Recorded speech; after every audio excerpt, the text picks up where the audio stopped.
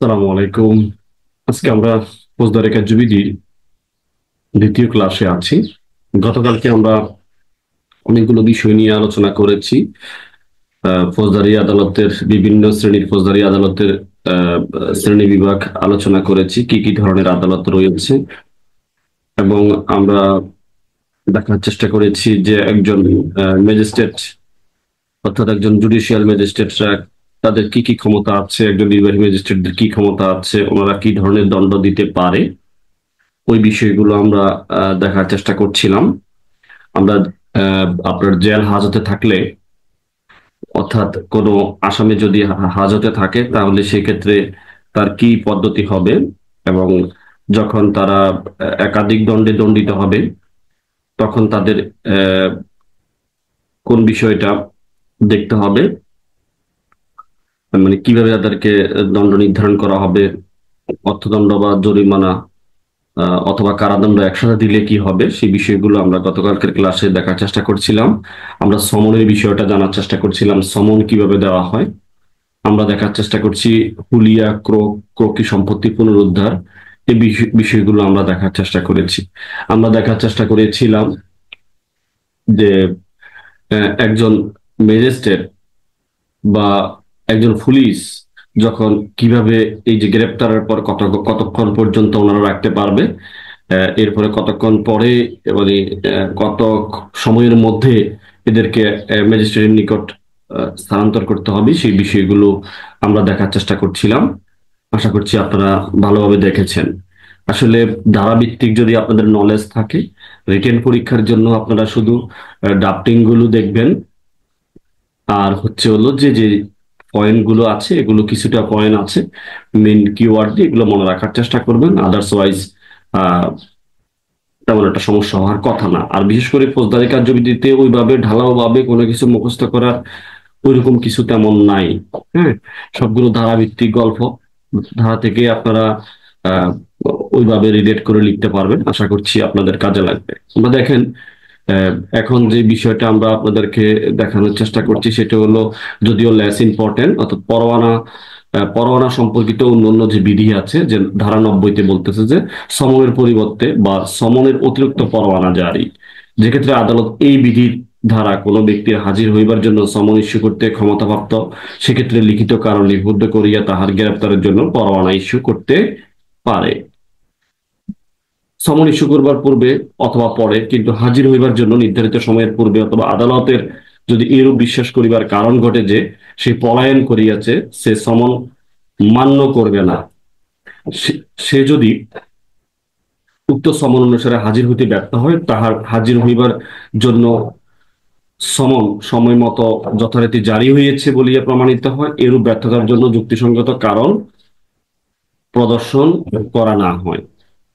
এরপরে বলতেছে যে হলো হাজির হইবার জন্য মোসলেখা গ্রহণ করিবার ক্ষমতা। কোন ব্যক্তি হাজির হওয়ার বা গ্রেপ্তার করিবার জন্য কোন আদালতের প্রিজাইডিং অফিসার সমন বা পরোয়ানা প্রদান করিতে ক্ষমতাবান থাকিলে এবং সেই ব্যক্তি উক্ত আদালতে হাজির থাকিলে, উক্ত অফিসার তাহাকে উক্ত আদালতে হাজির হইবার জন্য জামিনদার সহ বা জামিনদার ব্যতীত মোসলেখা সম্পাদনে বাধ্য করতে পারে। এখানে 91-তে হলো তারা হাজির হইবার জন্য মোসলেখা গ্রহণ করতে পারে, 91। এরপর দেখেন 92-তে বলতেছে যে হাজির হইবার জন্য মোসলেখা লঙ্ঘনে গ্রেপ্তার। কেউ যদি, এই যে হাজির হইবার জন্য মোসলেখা লঙ্ঘনে গ্রেপ্তার করা যাবে যখন কোনো ব্যক্তি কোনো আদালতে হাজির হইবার জন্য এই কার্যবিধি অনুসারে গৃহীত মোসলেখা দ্বারা বাধ্য থাকা সত্ত্বেও হাজির হয় না, তখন উক্ত আদালতের প্রিজাইডিং অফিসার উক্ত ব্যক্তিকে গ্রেপ্তার করিয়া তার সম্মুখে হাজির করবার নির্দেশ দিয়ে পরোয়ানা জারি করতে পারে। এরপর হলো এই অধ্যায়ের বিধানসমূহ সার্বিকভাবে সমন ও গ্রেপ্তারি পরোয়ানার ক্ষেত্রে, সমন এবং গ্রেপ্তারি পরোয়ানার ক্ষেত্রে প্রযোজ্য হবে। যেমন সমন পরোয়ানা এবং উহা প্রদান, জারি ও কার্যকরীকরণ সম্পর্কে এই অধ্যায়ে যে বিধানবলী বর্ণিত হইলে তা যথাসম্ভব এই কার্যবিধির অধীন জারিকৃত প্রত্যেকটি সমন বা প্রত্যেকটি গ্রেপ্তারি পরোয়ানার ক্ষেত্রে প্রযোজ্য হবে। এখন আমরা দেখি যে বাংলাদেশের 93 কত বলতেছে, বাংলাদেশের বাইরে জারি করবার জন্য সমন প্রেরণ। বাংলাদেশের বাইরে যদি কোনো ওয়ারেন্ট জারি করার জন্য বা কাউকে হাজিরের জন্য যে কিভাবে সমন প্রেরণ করতে হয়, যে ক্ষেত্রে বাংলাদেশের কোনো আদালত এই মর্মে ইচ্ছা পোষণ করেন যে আহ কর্তৃক প্রদত্ত কোনো সমন বাংলাদেশের বাইরে কোনো স্থানে সরকারের কর্তৃত্ব ধারা প্রতিষ্ঠিত অথবা বহাল কোনো আদালতের ইখতিয়ারের স্থানীয় সীমার মধ্যে কোনো অভিযুক্ত ব্যক্তির উপর জারি করিতে হইবে, উক্ত আদালত জারি করবার জন্য সমনের একটা নকল ডাকযোগে বা অন্য কোনো উপায়ে প্রিজাইডিং অফিসার প্রেরণ করবেন। এবং এই ধারার অধীন প্রেরিত সমনের ক্ষেত্রে যে ৭৪ ধারা বিধান এমনভাবে প্রযোজ্য হইবে যেন আদালতের নিকট ইহা প্রেরিত হইয়াছে উহা প্রিজাইডিং অফিসার বাংলাদেশেরই একজন ম্যাজিস্ট্রেট। আশা করছি বুঝতে পেরেছেন সমনের বিষয়টা। এরপরে হলো বাংলাদেশের বাইরে কার্যকর করবার জন্য সমন প্রেরণ। বিদেশি দ্বারা যাই কিছুই থাকুক না কেন, যে ক্ষেত্রে বাংলাদেশের কোনো অভিযুক্ত ব্যক্তিকে গ্রেপ্তার করিবার জন্য তৎকর্তৃক জারিকৃত কোনো পরোয়ানা বাংলাদেশের সরকার বৈদেশিক এখতিয়ার প্রয়োগ ওহা কর্তৃত্ব ধারা প্রতিষ্ঠিত অব্যাহত কোনো আদালতের এখতিয়ার স্থানীয় সীমার মধ্যে অবস্থিত বাংলাদেশের বাইরে কোনো স্থানে কার্যকর করতে হইবে মর্মে ইচ্ছা পোষণ করে, সেক্ষেত্রে বাংলাদেশের উক্ত আদালত এরূপ পরোয়ানা কার্যকর করবার জন্য ওই আদালতের প্রিজাইডিং অফিসার বরাবর ডাকযোগ্য বা অন্য কোনো উপায়ে কি করতে পারবেন, প্রেরণ করতে পারবেন। ৯৩ গতে বলতেছে বাংলাদেশের বাইরে হতে প্রাপ্ত পরোয়ানা বাংলাদেশের প্রধান বা কার্যকরীকরণ। সেম ভাবে যে ক্ষেত্রে কোনো আদালত বাংলাদেশের সরকারের বৈদেশিক এখতিয়ার প্রয়োগে উহার কর্তৃত্ব বাংলাদেশের বাইরে প্রতিষ্ঠিত অব্যাহত কোনো আদালত কর্তৃক জারিকৃত কোনো সমন বা পরোয়ানা কোনো অভিযুক্ত ব্যক্তিকে প্রদান বা কার্যকর করিবার উদ্দেশ্যে অথবা তাহাকে গ্রেপ্তার করিবার উদ্দেশ্যে প্রাপ্ত হন, সেক্ষেত্রে উক্ত আদালত নিজস্ব এখতিয়ার বা স্থানীয় সীমার মধ্যে জারি বা কার্যকর করবার জন্য বাংলাদেশের কোনো আদালতের নিকট হইতে প্রাপ্ত সমন বা পরোয়ানা ন্যায় জারি বা কার্যকর করিবার ব্যবস্থা করবেন। যে ক্ষেত্রে গ্রেপ্তারি পরোয়ানা ওই ভাবেই কার্যকর হইবে যেভাবে গ্রেপ্তারকৃত ব্যক্তি যথাসম্ভব ৮৫-৮৬ দ্বারাই বর্ণিত পদ্ধতি অনুসারে ব্যবস্থা গ্রহণ করিতে হইবে। এগুলো লেস ইম্পর্টেন্ট, তারপরে একবার দেখে যাবেন। এখন আমরা একটু গুরুত্বপূর্ণ বিষয় দিয়ে কোনো কিছু হাজির করবার জন্য, হাজির করবার জন্য যে সমনটা আমরা দেব সেটা হলো ধারা ৯৪-তে বলতেছে যে দলিল বা অন্যান্য জিনিস হাজির করবার জন্য সমন। যখন কোনো আদালত বা থানার ভারপ্রাপ্ত কর্মকর্তা আদালত পারে বা থানার ভারপ্রাপ্ত কর্মকর্তা পারে এই কার্যবিধির অধীন কোনো তদন্ত, অনুসন্ধান, বিচার বা অন্য কোনো প্রসিডিং করার জন্য, তদন্ত, অনুসন্ধান, বিচার বা অন্য কোনো প্রসিডিং এর জন্য কোনো দলিল বা কোনো জিনিস প্রয়োজনীয় বা বাঞ্ছনীয় বলিয়া বিবেচনা করেন, তখন উক্ত আদালত সমন বা অফিসারের লিখিত আদেশ দ্বারা যে ব্যক্তির দখলে বা ক্ষমতায় উক্ত দলিল বা জিনিস রয়েছে বলিয়া অনুমান করবে, তখন সমন বা আদেশ উল্লেখিত সময় বা স্থানে হাজির হইতে ও হাজির করতে অথবা দাখিল করতে নির্দেশ দিতে পারবেন। এই হলো মোটামুটি কথাবার্তা, আমরা ভিতরে ডিপে গেলাম না।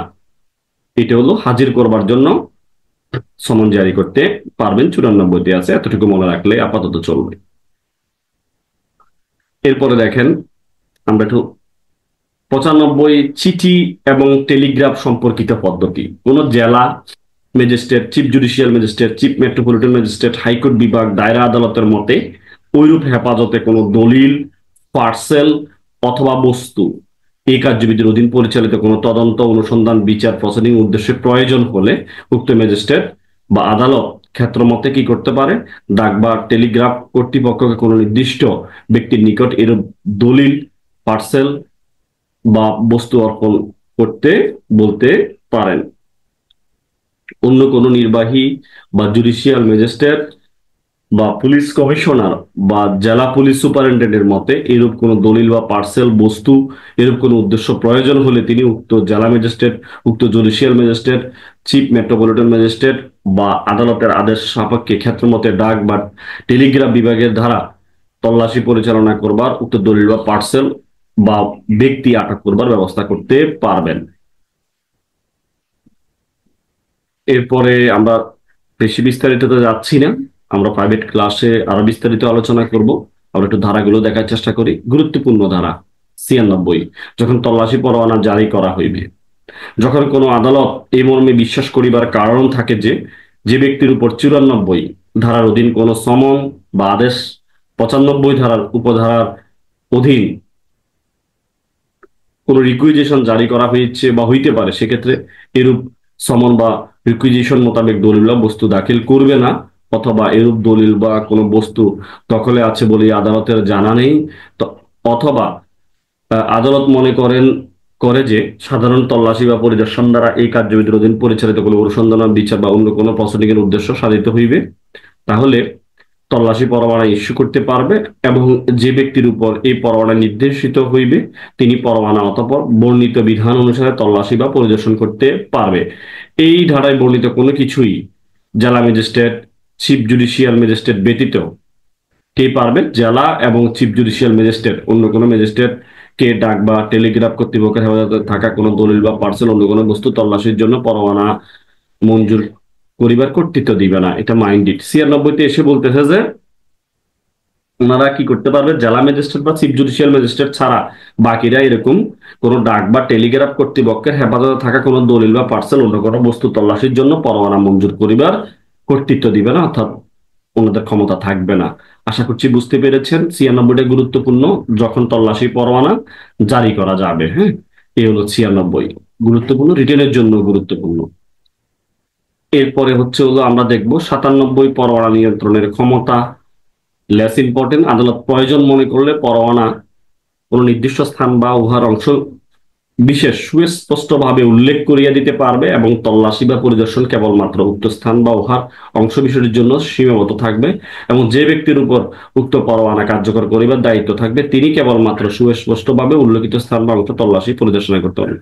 পরোয়ানা নিয়ন্ত্রণে একটা পাওয়ার দেওয়া হয়েছে, আসলে যাকে বলবে উনি শুধু ওই জায়গাতে প্রবেশ করতে পারবে, আদার্সওয়াইজ প্রবেশ করতে নিষেধ করা হচ্ছে। এটাই মোটামুটি এখানকার বিষয়বস্তু। 98-তে বলতেছে যে বাড়িতে চোরাই মাল, জাল দলিল ইত্যাদি আছে বলিয়া সন্দেহ হয় সেই বাড়ি তল্লাশি করা যাবে। কোনো জেলা ম্যাজিস্ট্রেট হইতে পারে এটা, অথবা এই বিষয়ে সরকার কর্তৃক বিশেষভাবে ক্ষমতাপ্রাপ্ত কোনো নির্বাহী ম্যাজিস্ট্রেট হইতে পারে, অথবা তথ্যের ভিত্তিতে প্রয়োজনীয় অনুসন্ধানের পর যদি এরূপ বিশ্বাস করিবার কারণ দেখিতে পান যে কোন স্থানে চোরাই মাল জমা রাখা বা বিক্রয়ের জন্য ব্যবহৃত হয়, অথবা জাল দলিল, নকল সিল, জাল স্টাম্প, মুদ্রা বা স্টাম্প জাল বা নকল করিবার, জালিয়াতি করবার যন্ত্রপাতি, সাজ সরঞ্জাম জমা রাখা, বিক্রয় বা প্রস্তুত করিবার জন্য ব্যবহৃত হয়, অথবা কোন স্থানে আপনার দলিল, নকল সিল, নকল স্টাম্প, মুদ্রা অথবা মুদ্রা স্টাম্প জাল বা নকল করিবার জন্য ব্যবহৃত যন্ত্রপাতি, সাজ সরঞ্জাম রাখা হয়। এখানে কি বলতেছে? কোন জেলা ম্যাজিস্ট্রেট, এই বিষয়ে সরকার কর্তৃক বিশেষভাবে ক্ষমতাপ্রাপ্ত কোন নির্বাহী ম্যাজিস্ট্রেট প্রাপ্ত তথ্যের ভিত্তিতে প্রয়োজনীয় অনুসন্ধানের পর এরূপ বিশ্বাস করিবার কারণ দেখতে পান যে কোন দণ্ডবিধির 292 ধারায় বর্ণিত অশ্লীল বস্তু জমা রাখা, বিক্রয়, প্রস্তুত বা উৎপাদনের জন্য ব্যবহৃত, অথবা কোন স্থানে এরূপ কোন অশ্লীল বস্তু জমা রাখা হয় বা জমা হয়, তাহলে তিনি পরোয়ানা প্রদান করিয়া কনস্টেবল পদের উপরে এটা মাইন্ডিড কোন পুলিশ অফিসারকে নিম্নলিখিত ক্ষমতা দিতে পারেন।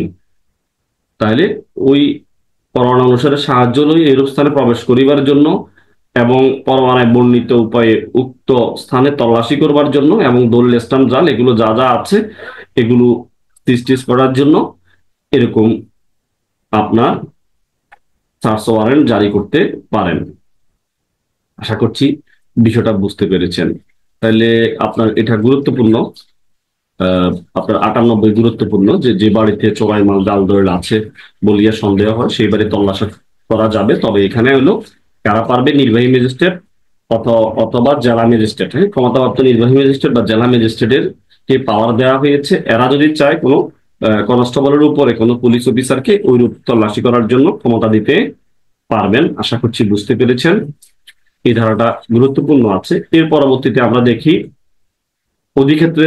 অধিক্ষেত্র বহির্ভূত স্থানে তল্লাশির সময় প্রাপ্ত জিনিস হস্তান্তর। যখন তল্লাশি পরোয়ানা প্রদানকারী আদালতের ইখতিয়ারের স্থানীয় সীমার বাহিরে কোনো স্থানের উক্ত তল্লাশি পরোয়ানা কার্যকর করতে গিয়ে যে সকল জিনিসের জন্য তল্লাশি করা হয়েছে তাহার যে কোনোটি পাওয়া যায়, তখন বর্ণিত বিধানবলী অনুসারে বর্ণিত উহা তালিকা সহ উক্ত জিনিস অবিলম্বে পরোয়ানা প্রদানকারী আদালতে দাখিল করতে হবে। এই হলো কথাবার্তা। অর্থাৎ যেগুলো পাওয়া যাবে এগুলো ম্যাজিস্ট্রেটের নিকট হাজির করতে হবে, সেটাই বলছে 99-তে। এখন গুরুত্বপূর্ণ হচ্ছে 99 এর ক। এটা গুরুত্বপূর্ণ যে কতিপয় প্রকাশনা বাজেয়াপ্ত ঘোষণা উহার জন্য তল্লাশি পরোয়ানা পাঠাইতে পারে। এখন যখন সরকারের নিকট প্রতীয়মান হয় যে কোনো সংবাদপত্র, পুস্তক বা কোনো দলিল, তাহা যেখানেই মুদ্রিত হোক না কেন, নিম্নলিখিত বিষয়গুলো থাকে, যেমন যে বিষয়ে প্রকাশ করা দণ্ডবিধি 1860-এর 45 নং আইনে 123-এর ক, 124-এর ক, 153, 292, 295, 505, 505-এর ক এই ধারায় দণ্ডনীয়। সেই বিষয়ে প্রেসিডেন্ট, সরকারের প্রধানমন্ত্রী বা সংসদের স্পিকার বা বাংলাদেশের প্রধান বিচারপতির জন্য মানহানিকর, এবং যে বিষয়ে মারাত্মক, শিষ্টাচারহীন, গালি গালাজপূর্ণ, অশ্লীল অথবা শব্দ বা দৃশ্যমান উপস্থাপনা যাহা কোনো ব্যক্তিকে বা কোনো শ্রেণীর ব্যক্তিদেরকে আমলযোগ্য অপরাধ করতে উত্তেজিত করে বা করতে পারে, তখন কি করতে পারে? তখন সরকার গেজেট এর প্রজ্ঞাপন দ্বারা ইহা মতামতের কারণ বর্ণনা করিয়া এই বিষয়ে সম্মিলিত সংবাদপত্রের ইস্যুর প্রত্যেক কপি বা সংবাদ দৃশ্যমান উপস্থাপনের পুস্তকের প্রত্যেক কপি বা দলিল সরকারের অনুকূলে বাজেয়াপ্তির ঘোষণা করতে পারবেন। উহার ফলে যে কোনো পুলিশ অফিসার উহা বাংলাদেশে যেখানেই পাওয়া যাক না কেন আটক করতে পারবেন। এরূপ ক্ষেত্রে সংবাদপত্র, পুস্তক বা অন্যান্য দলিলের কোনো কপি যে স্থানে আছে বা থাকতে পারে বলিয়া যুক্তিসঙ্গত সন্দেহ করা যায়, কোনো ম্যাজিস্ট্রেট বা পরোয়ানা বা সাব ইন্সপেক্টর নিম্ন পদের নহে এরূপ কোনো পুলিশ অফিসারকে সেখানে প্রবেশ বা উহার জন্য তল্লাশির জন্য ক্ষমতা দিতে পারবেন। তবে এখানে সাব ইন্সপেক্টরের নিচে কেউ ভিতরে ঢুকতে পারবেন না। এই উপধারা সংবাদপত্র, পুস্তক, দলিল বা 1973 সালের প্রিন্টিং প্রেসেস এন্ড পাবলিকেশন আর ডিক্লারেশন এন্ড রেজিস্ট্রেশন 1973 এর বর্ণিত অনুরূপসমূহ অর্থবহন করবে। আশা করছি বুঝতে পেরেছেন। যেগুলো আসলে অশ্লীল বা সরকার বাজেয়াপ্ত ঘোষণা করবো ওইগুলাতে করতে পারবে। হ্যাঁ, ওইগুলা তল্লাশি পরোয়ানার জন্য জারি করতে পারবে। এগুলো মানে বাজেয়াপ্ত ঘোষণা বা তল্লাশি পরোয়ানা পাঠাইতে পারবে এগুলো নিয়ে আসার জন্য। এরপরে হলো আমরা দেখি পরবর্তীতে 99 খতে বলতেছে যে এরকম যদি বাজেয়াপ্তির আদেশ বাতিল করবার জন্য হাইকোর্ট বিভাগে আবেদন করা যায়। এটা 2 মাসের মধ্যে হাইকোর্ট বিভাগের নিকট উক্ত বাতিল করার জন্য আবেদন করতে পারবে। এটা গুরুত্বপূর্ণ, এমসিকিউর জন্য গুরুত্বপূর্ণ অথবা প্রবলেমেটিকের জন্য গুরুত্বপূর্ণ। রিটেন পরীক্ষায় 99 খটা একটু দেখবেন। এখন এর চেয়ে ভালো গুরুত্বপূর্ণ আপনার 100টা আমরা দেখতে পারি। বেআইনিভাবে আটক ব্যক্তি উদ্ধার। বেআইনিভাবে কোনো আটক ব্যক্তিকে উদ্ধারের জন্য কি করবে? যখন কোনো মেট্রোপলিটন ম্যাজিস্ট্রেট বা প্রথম শ্রেণীর ম্যাজিস্ট্রেট বা কোনো নির্বাহী ম্যাজিস্ট্রেট এরূপ বিশ্বাস করিবার কারণ থাকে যে কোনো ব্যক্তিকে এরূপ অবস্থায় আটক রাখা হইয়াছে, আটক রাখা অপরাধের শামিল, তখন তিনি তল্লাশি পরোয়ানা জারি করতে পারবেন। যাহার প্রতি পরোয়ানাটি নির্দেশিত তিনি পরোয়ানা অনুসারে আটক ব্যক্তিকে তল্লাশি করিতে পারবেন এবং সেই ব্যক্তিকে পাওয়া গেলে তাকে অবিলম্বে কোনো ম্যাজিস্ট্রেট নিকট হাজির করতে হবে এবং এই অবস্থা অনুসারে ম্যাজিস্ট্রেট যে মনে করেন সেরূপ উপযুক্ত আদেশ দিতে পারেন। বেআইনিভাবে আটককৃত ব্যক্তিদেরকে হাজির করার জন্য রিটের মতো একটা অবস্থা। তো এরপরে দেখেন গুরুত্বপূর্ণ তল্লাশি পরোয়ানা নির্দেশ। এগুলো তল্লাশি পরোয়ানার ক্ষেত্রে প্রযোজ্য হবে, এটা দরকার নাই। 102টা গুরুত্বপূর্ণ। এই যে বদ্ধ স্থানের ভারপ্রাপ্ত ব্যক্তি তল্লাশি করতে দিবে, এই অধ্যায়ের অধীন তল্লাশি বা পরিদর্শনযোগ্য কোনো স্থান যদি বদ্ধ থাকে তাহলে তথায় বসবাসকারী কোনো উক্ত স্থানের দায়িত্বপ্রাপ্ত কোনো পরোয়ানা কার্যকরী অফিসার বা অন্য কোনো ব্যক্তি দাবি করলে এই পরোয়ানা দেখাইলে অবাধে তথায় প্রবেশের জন্য কি করবে? অনুমতি দিতে বাধ্য থাকবে। আর এরপরে গুরুত্বপূর্ণ মোস্ট ইম্পর্টেন্ট 103, সাক্ষীদের উপস্থিতিতে তল্লাশি চালাইতে হবে। এখানে এই অধ্যায়ের তল্লাশি চালাইবার পূর্বে তল্লাশির জন্য প্রস্তুত অফিসার বা অন্য কোনো যে ব্যক্তি তল্লাশি চালানো হবে ওই স্থানটি যে এলাকার অবস্থিত সেই এলাকার 2 বা ততোধিক সম্মানিত অধিবাসীকে তল্লাশিতে হাজির থাকতে হবে এবং সাক্ষী হইতে আহ্বান জানাইবেন। এটা একটু মাথায় রাখতে হবে। তাহাদের উপস্থিতিতে তল্লাশি চালাইতে হবে এবং অফিসার বা অন্য ব্যক্তি তল্লাশির সময় জব্দকৃত সমস্ত জিনিস যে সকল স্থানে ওইগুলো পাওয়া গিয়েছে সেগুলো তালিকা প্রস্তুত করবেন এবং উক্ত সাক্ষীগণ উক্ত তালিকায় স্বাক্ষর প্রদান করবেন। কিন্তু আদালতের দ্বারা বিশেষভাবে সমন না দেওয়া হইলে এই ধারার অধীন পরিচালিত তল্লাশি প্রত্যক্ষকারী কোনো সাক্ষীকে আদালতে সাক্ষী হিসেবে হাজির করবার প্রয়োজন হবে না। তল্লাশি স্থানে দখলকার উপস্থিত থাকতে পারেন। তল্লাশি স্থানের দখলকার বা তাহার পক্ষে অন্য কোনো ব্যক্তিকে প্রত্যেকটি ক্ষেত্রে তল্লাশির সময় হাজির হইবার অনুমতি দিতে হবে। এরূপ দখলকার এরূপ ব্যক্তির অনুরোধে বা এই ধারার অধীন প্রণীত উক্ত সাক্ষীগণের স্বাক্ষরিত তালিকায় একটা অনুলিপি প্রদান করতে হবে। লিখিত আদেশ দ্বারা আহ্বান সত্ত্বেও যে ব্যক্তি যুক্তিসঙ্গত কারণ ব্যতীত এই দ্বারা পরিচালিত তল্লাশিতে হাজির হইতে সাক্ষী হইতে অস্বীকার বা অবহেলা করে তিনি দণ্ডবিধির 187 ধারায় বর্ণিত অপরাধ করেছেন বলে গণ্য হবে। ডাকলে তারা আসতে হবে। তো আশা করছি বুঝতে পেরেছেন। 103 পর্যন্ত খুবই গুরুত্বপূর্ণ ছিল। এই কয়েকটা ধারা দিয়ে হয়তো সার্চ ওয়ারেন্ট কেমনে করা হয় এই বিষয়গুলো দিয়ে প্রশ্ন আসার সম্ভাবনা আছে। আর এগুলো লেস ইম্পর্টেন্ট, 104 দরকার নাই। আমাদের গুরুত্বপূর্ণ জায়গা হলো আমরা এখন শান্তি রক্ষা বা সদাচরণের জন্য মোসলাকার বিষয়টা আমরা দেখব। অধ্যায় 8-এ গিয়ে এটা একটু আমরা দেখার চেষ্টা করব যে 106 বলতেছে দণ্ডিত হইবার পর শান্তি রক্ষা বা সদাচরণের জন্য মোসলাকা। কেউ যদি দণ্ডিত হয় দণ্ডবিধির 143, 149, 153 অথবা 154 দ্বারায় দণ্ডনীয় অপরাধ ব্যতীত যখন কোনো ব্যক্তি দণ্ডবিধির 8ম অধ্যায়ে বর্ণিত কোনো অপরাধ বা আঘাত, শান্তি ভঙ্গের প্রশ্ন সম্বলিত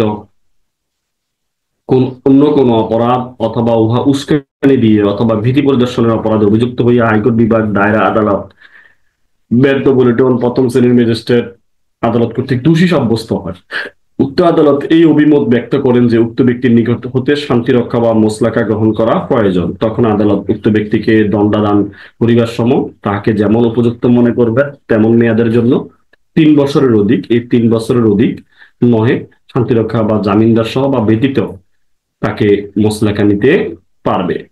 আপিল বা অন্য কোনো উপায়ে যদি তা দণ্ড বাতিল হয়ে যায় তাহা হলে মোসলাকা নাকচ বয়াড হয়ে যাবে, এটাও বাতিল হয়ে যাবে। এটা আপিলে যদি এটা বাতিল হয় তাহলে মোসলাকাও বাতিল হয়ে যাবে। যে কোনো আপিল আদালত বা রিভিশনের ক্ষমতা প্রয়োগকালে হাইকোর্ট বিভাগ এই ধারার অধীন আদেশ প্রদত্ত হইতে পারে। 106 3 বছর, এটা মনে রাখবেন, তবে মোটামুটি সবাই পারে।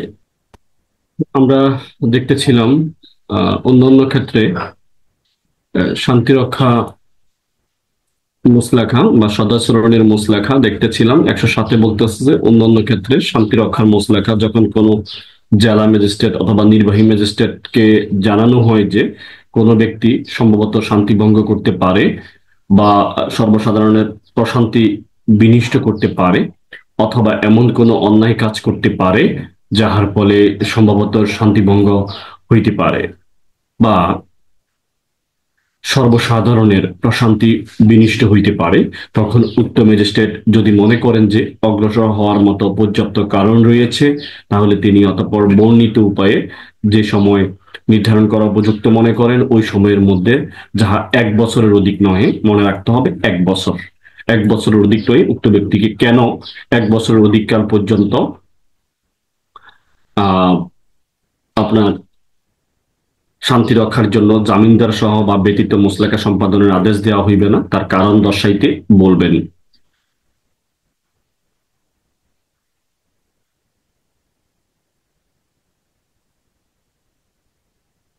এরপরে বলতেছে যাহার বিরুদ্ধে সংবাদ দেওয়া হয়েছে সে ব্যক্তি অথবা সেই স্থান শান্তি ভঙ্গ বা প্রশান্তি বিনষ্ট হইবার আশঙ্কা দেখা দিয়েছে, সেই স্থান উক্ত ম্যাজিস্ট্রেট অথবা স্থানীয় এখতিয়ারের সীমার মধ্যে না হইলে এই ধারার অধীনে কোনো কার্যক্রম গ্রহণ করা যাবে না।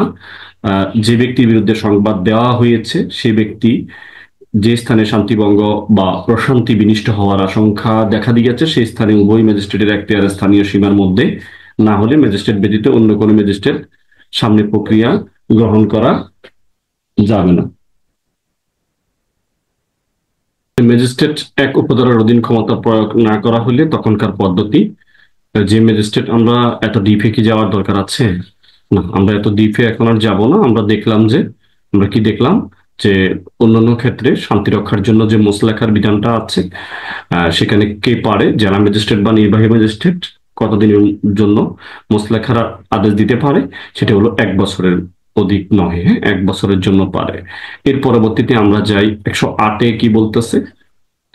108-এ বলতেছে রাষ্ট্রদ্রোহিতামূলক বিষয় প্রচারকারী ব্যক্তির নিকট হইতে সদাচরণের মোসলেখা। যে রাষ্ট্রদ্রোহিতামূলক বিষয় প্রচার করছে, যখন জেলা ম্যাজিস্ট্রেট বা অন্যান্য অন্য কোনো নির্বাহী ম্যাজিস্ট্রেট এই বিষয়ে সরকার কর্তৃক বিশেষভাবে ক্ষমতাপ্রাপ্ত কোনো প্রথম শ্রেণীর ম্যাজিস্ট্রেট, এখানে প্রথম শ্রেণীর ম্যাজিস্ট্রেটও পারবে, এই মর্মে জানিতে পারেন যে তাহার এখতিয়ার সীমার মধ্যে কোনো ব্যক্তি লিখিতভাবে বা মৌখিকভাবে অন্য কোনো উপায়ে সীমার ভিতরে ইচ্ছাকৃতভাবে প্রচার করতেছে বা প্রচারের চেষ্টা করছে, তাহলে কি করা হবে, যে রাষ্ট্রদ্রোহিতামূলক বিষয় যা প্রচার করা দণ্ডবিধির 123 ক বা 124 ক ধারার অধীন অপরাধ, এবং কোনো বিষয় যাহা প্রচার করা দণ্ডবিধির 153 ক ধারার অধীন দণ্ডনীয়, কোনো বিচারকের ব্যাপারে কোনো বিষয় যাহা দণ্ডবিধির অধীন অপরাধজনক, ভীতি প্রদর্শন বা মানহানিকর শামিল, তখন যদি ম্যাজিস্ট্রেট যদি মনে করেন ব্যবস্থা গ্রহণ করার পর্যাপ্ত কারণ রইয়াছে, তখন তাহলে তিনি অতঃপর বর্ণিত উপায়ে যে সময় নির্ধারণ করা উপযুক্ত মনে করেন ওই সময়ের মধ্যে, যেটা 1 বছরের অধিক নয়, এখানেও 1 বছর, উক্ত ব্যক্তি সদাচরণের নিমিত্তে জামিনদার সহ ব্যতীত মোসলেখা কেন সম্পাদন করবে না তাহার কারণ দর্শাইতে বলবেন, এবং সরকারের নিকট হইতে ক্ষমতাপ্রাপ্ত কোনো অফিসার আদেশ বা কর্তৃত্ব ধারা বা অধীন ব্যতীত অন্য কোনো উপায়ে প্রিন্টিং প্রেস, প্রকাশনী, ডিক্লারেশন বা রেজিস্ট্রেশন, এই যে বিষয়গুলো আছে উক্ত নিয়মাবলী সহিত সামঞ্জস্য রাখিয়া সম্পাদিত, মুদ্রিত, প্রকাশিত কোনো প্রকাশনার সম্পাদক, মালিক, মুদ্রাকার অথবা প্রকাশকের বিরুদ্ধে এই ধারার অধীন উক্ত প্রকাশনার মুদ্রিত কোনো বিষয়বস্তু সম্পর্কে কোনো প্রকার কার্যক্রম গ্রহণ করা যাইবে না। তবে এখানে কিছু ব্যতিক্রম আছে, এই জায়গাগুলোতে আপনার হলো কোনো কার্যক্রম গ্রহণ করা যাবে না, যদি কোনো আদেশ ব্যতীত আর কি, আদেশ দিলে সেটা পারা যাবে। আশা করছি আহ, আশা করছি আপনারা বুঝতে পেরেছেন। এরপরে আমরা চলে যাই 109 এর গল্পতে চলে যাই। 109 কি বলতেছে, ভবঘুরে সন্দেহভাজন ব্যক্তিদের নিকট হতে সদাচরণের মোসলেখা। যারা ভব ঘুরছে, কোনো কাজকর্ম নেই, এরা কারা পারে, এরাও জেলা ম্যাজিস্ট্রেট পারে, নির্বাহী ম্যাজিস্ট্রেট পারে, যে তাহার এখতিয়ারাধীন স্থানীয় সীমার মধ্যে কোনো ব্যক্তি নিজের উপস্থিতি গোপন করিবার জন্য পূর্ব সতর্কতা অবলম্বন করতেছে, এরূপ বিশ্বাস করিবার কারণ রয়েছে, উক্ত ব্যক্তি কোনো অপরাধ করিবার জন্য এরূপ পূর্ব সতর্কতা অবলম্বন করতেছে, অথবা উক্ত সীমার মধ্যে এরূপ কোনো ব্যক্তি রয়েছে যাহার জীবিকা নির্বাহের কোনো প্রকাশ্য পন্থা নেই, অথবা যে ব্যক্তি নিজের সম্পর্কে কোনো সন্তোষজনক বিবরণ দিতে পারে না, তাহলে উক্ত ম্যাজিস্ট্রেট অতঃপর বর্ণিত উপায়ে যে সময় নির্ধারণ যথাযথ মনে করেন, উক্ত সময়ের জন্য 1 বছরের অধিক নয়, উক্ত ব্যক্তি সদাচরণ নিমিত্তে জামিনদার সহ ব্যতীত একটা মোসলেখা কেন সম্পাদন করতে আদেশ দেওয়া হবে না তার কারণ দর্শাইতে বলবেন। আশা করছি বিষয়টা বুঝতে পেরেছেন। তাহলে যারা ভবঘুরে বা সন্দেহভাজন ব্যক্তিদের ক্ষেত্রে মোসলেখার এটাও 1 বছর, এটাও জেলা ম্যাজিস্ট্রেট বা নির্বাহী ম্যাজিস্ট্রেট পারে। এরপরে আমরা চলে যাই আপনার হলো 110, যারা অভ্যাসগত অপরাধী বা সদাচরণের জন্য মোসলেখা। অভ্যাসগত অপরাধী কারা, যখন কোনো জেলা ম্যাজিস্ট্রেট বা অন্য কোনো নির্বাহী ম্যাজিস্ট্রেট যে অথবা সরকার দ্বারা বিশেষভাবে ক্ষমতাপ্রাপ্ত, এখানে প্রথম শ্রেণীর ম্যাজিস্ট্রেটেরও পাওয়ার দেওয়া হয়েছে, এই মর্মে খবর পান যে তাদের অভ্যাসগত দস্যু, গৃহভঙ্গকারী, চোর, জালিয়াত অথবা চোরাই জানিয়ে অভ্যাসগতভাবে চোরাই মাল গ্রহণকারী, এদেরকে কি করতে পারবে, এদের কি আবার কিন্তু 3 বছরের, এরা 1 বছরের নয়, 10-এ বলতেছে যে হলো এদেরকে 3 বছরের আহ, জন্য মোসলেখা আদেশ দিতে বা মোসলেখা নিতে পারে, মোসলেখার আদেশ দিতে পারে। এটি হলো কথাবার্তা। আমরা একটু 3 বছরটা দেখাই আপনাদেরকে। হ্যাঁ, এই যে 3 বছরের অধিক নয়, 3 বছর পর্যন্ত সদাচরণের নিমিত্ত জামিনদার সহ একটি মুসলেখা কেন সম্পাদন করতে আদেশ দেওয়া হইবে না তার কারণ দর্শাইতে বলবেন। আশা করছি বিষয়টা বুঝতে পেরেছেন। এরপরে আমরা 112 ধারা থেকে পদ্ধতিগুলো জানি, কিভাবে মুসলেখার যে পদ্ধতিগুলো কেমন হবে সেগুলো একটু জানার চেষ্টা করি। 112-তে বলতেছে যে আদেশ প্রদান করিতে হবে, যে আদেশ প্রদান করতে হবে, অর্থাৎ 110 ধারার অধীন কার্যরত কোনো ম্যাজিস্ট্রেট কোনো ব্যক্তিকে উক্ত ধারার কারণ দর্শাইবার আদেশ দেওয়া প্রয়োজন মনে করলে তখন তিনি প্রাপ্ত খবরের সারাংশ বা সম্পাদিতব্য মোসলেখার অর্থের পরিমাণ অথবা বলবৎ থাকিবার মেয়াদ, প্রয়োজনীয় জামিনদারের সংখ্যা প্রভৃতি শ্রেণী উল্লেখ থাকে, এগুলো একটা লিখিত আদেশ দিবেন। হ্যাঁ, এটা লিখিত আদেশ দিবেন, কারণ দর্শাইবার একটা আদেশ দিবেন এই ধারাতে। এরপরে হলো 113-তে কি বলতেছে? 113-তে বলতেছে যে আপনার আদালতে উপস্থিত ব্যক্তির ক্ষেত্রে কার্যপদ্ধতি, যে ব্যক্তির বিরুদ্ধে আদেশ দেওয়া হইল সে ব্যক্তি আদালতে হাজির থাকলে আদেশটি তাকে পড়িয়া শুনাইতে হবে, এবং অথবা সে ইচ্ছে যদি করে তাহলে আদেশের সারমর্ম তাকে বুঝিয়ে দিতে হবে। 113-তে পড়ে শুনাইতে হবে। আর এরপরে হলো আমরা 112-তে কি বলতেছি? 112-তে আমরা বলতেছিলাম যে তাকে যে আদেশটা দেওয়া হবে, যে কারণ দর্শানোর আদেশটা দেওয়া হবে, আহ, এখানে কারণ দর্শানোর ওই আদেশের মধ্যে আহ, তাইলে তিনি কি করবেন, এই যে খবরের বিষয়গুলো উনি জামিনদারের সংখ্যা প্রভৃতি বা শ্রেণী যদি থাকে এগুলো উনি অ্যাডজাস্ট করবেন। আশা করছি বিষয়টা বুঝতে পেরেছেন। এটা হলো 112। আর হলো 113, তাকে পড়ে শুনাইতে হবে। এরপর 114 বলতেছে এরূপ অনুপস্থিত ব্যক্তির ক্ষেত্রে সমন বা পরোয়ানা। যারা অনুপস্থিত ব্যক্তি, 13তে তো উপস্থিত বলছি, আর 14তে বলতেছে যে অনুপস্থিত ব্যক্তিদেরকে সমন বা পরোয়ানা। এরূপ ব্যক্তি যদি হাজির না থাকলে রেজিস্ট্রার হাজির হইবার নির্দেশ দিয়া সমন প্রদান করবেন, এবং উক্ত ব্যক্তি হেফাজতে থাকে। যদি উক্ত ব্যক্তি যদি হেফাজতে থাকে তাহলে যে অফিসারের হেফাজতে থাকবে সেই অফিসারের আদালতে হাজির করিবার নির্দেশ দিয়ে একটা পরোয়ানা প্রদান করবেন। তবে শর্ত থাকে যে যখন কোনো পুলিশ অফিসারের নিকট বা অন্য খবরে ম্যাজিস্ট্রেট নিকট প্রতীয়মান হয়ে যে রিপোর্ট বা খবরের সারমর্ম ম্যাজিস্ট্রেট রেকর্ড করবেন এবং শান্তিভঙ্গের আশঙ্কা করিবার কারণ রইয়াছে, তাহলে উক্ত ব্যক্তিকে অবিলম্বে গ্রেপ্তার না করিয়া শান্তিভঙ্গ নিবারণ করা যাইবে না, তাহলে ম্যাজিস্ট্রেট তাকে গ্রেপ্তারের জন্য যে কোনো সময় পরোয়ানা জারি করতে পারেন।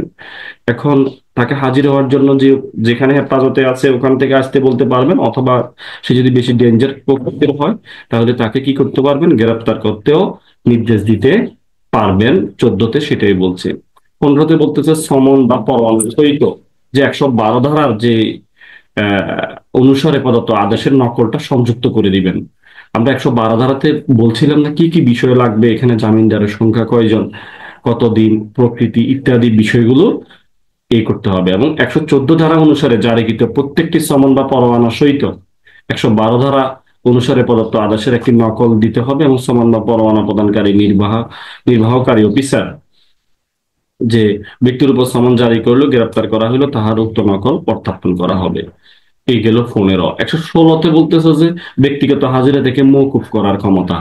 ব্যক্তিগত হাজিরা থেকে শান্তি রক্ষার জন্য কোনো মোসলেকা সম্পাদনের আদেশ দেওয়া যাইবে না, এই মর্মে যাহাকে কারণ দর্শাইতে বলা হয়েছে ম্যাজিস্ট্রেট পর্যাপ্ত কারণ আছে বলিয়া মনে করলে তাকে ব্যক্তিগতভাবে হাজির হইতে রেহাই দিতে পারবেন, এবং তাকে কৌশলীর মাধ্যমে অর্থাৎ অ্যাডভোকেটের মাধ্যমে হাজির হইবার অনুমতি দিতে পারেন। তাকে হাজির মওকুফ হওয়ার এখানে একটা পাওয়ার দেওয়া হয়েছে।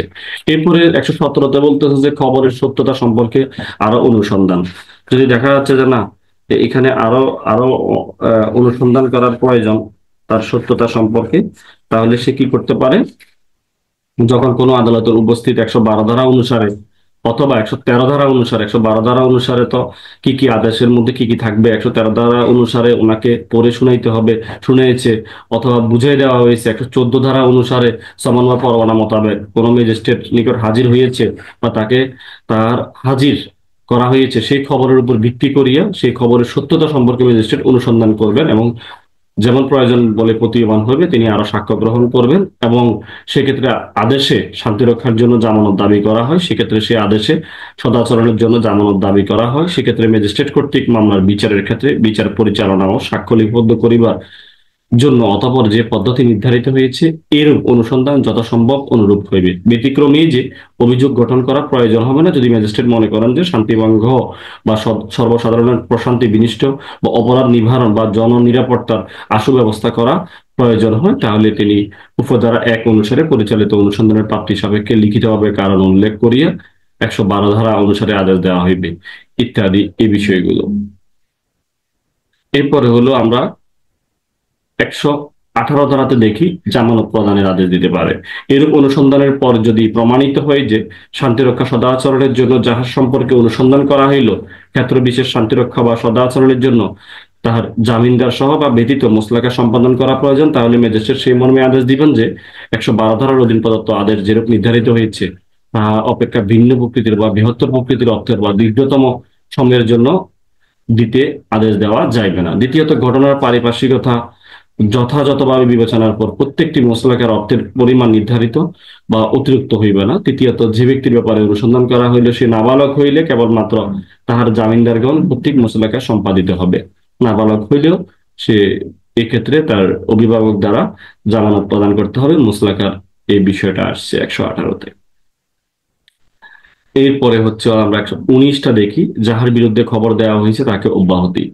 অর্থাৎ 117 ধারার অনুসন্ধানের পর যদি প্রমাণিত না হয় যে যাহার সম্পর্কে অনুসন্ধান খবর করা হলো ক্ষেত্র বিশেষ শান্তিরক্ষা বা সদাচরণের জন্য মোসলাকা সম্পাদন করা প্রয়োজন, তাহলে ম্যাজিস্ট্রেট নথিতে সেই মর্মে এন্ট্রি করবেন।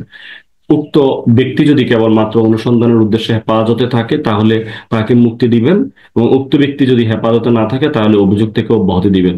যদি 117 ধারা অধীন তাকে দেখে যে না, তার বিরুদ্ধে কোনো কিছুই নাই, তাইলে সেক্ষেত্রে তাকে অব্যাহতি দিতে পারবেন 119-এ।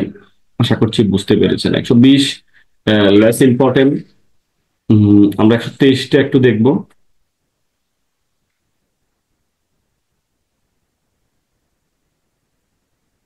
জামানত অনাদায়ে কারাদণ্ড।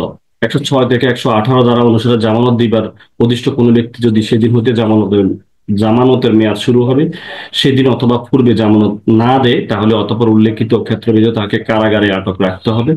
সে যদি পূর্বেই কারাগারে থাকিয়ে থাকে তাহলে জামানতের মেয়াদ উত্তীর্ণ না হওয়া পর্যন্ত সে আদালত বা ম্যাজিস্ট্রেট জামানতের আদেশ দিয়েছিলেন, সে আদালত বা ম্যাজিস্ট্রেটের নিকট জামানত না দেওয়া পর্যন্ত তাকে কারাগারে আটক রাখবেন। এলো বিষয়বস্তু। আশা করছি আপনারা বুঝতে পেরেছেন জামানতের বিষয়গুলো বা শান্তিরক্ষা বা সদাচরণের যে গল্পটা, আশা করছি আপনারা বুঝতে পেরেছেন। এবং শান্তিরক্ষা 25-এ বলতেছে শান্তিরক্ষা বা সদাচরণের যে কোনো মোসলাকা বাতিল করতে জেলা ম্যাজিস্ট্রেটের ক্ষমতা আছে, এরা বাতিল করতে পারে। আর 126-এ মোসলাকার মেয়াদ অনুত্তীর্ণ সময়ের জন্য জামানতের নেওয়ার বিধান তো আমরা দেখেছি। এই হলো কথাবার্তা, আশা করছি বুঝতে পেরেছেন। আমরা এরপর থেকে 127 থেকে শুরু করব। 27 থেকে শুরু করে ইনশাআল্লাহ চেষ্টা করব আমরা 205 পর্যন্ত ছোট করে ধারাগুলো দেখার জন্য। এই 205 পর্যন্ত যারা পারবেন এরা একটা লিখিত প্রশ্ন পাবেন, আর অন্তত এখানে 20 মার্কস আছে লিখিত, আপনার এমসিকিউর মার্কস। হ্যাঁ, যারা ফ্রিলি দিবেন এদের 20 মার্ক আছে, অর্ধেক পেয়ে যাবেন। 205 পর্যন্ত হলো অর্ধেক ফৌজদারি কার্যবিধির। আশা করছি বিষয়টা বুঝতে পেরেছেন।